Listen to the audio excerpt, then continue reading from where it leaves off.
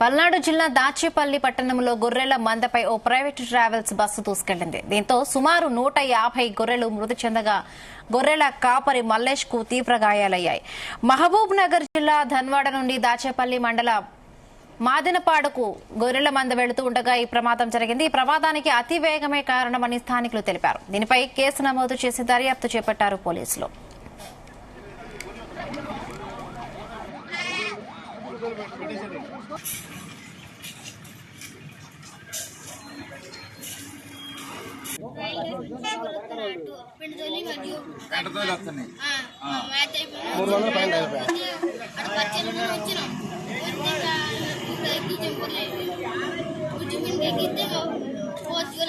Side వెళ్తుంటే boss వచ్చింది feed నుంచి గుద్దేది మా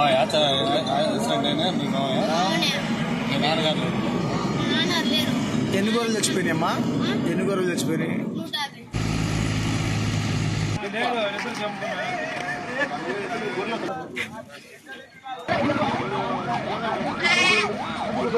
150.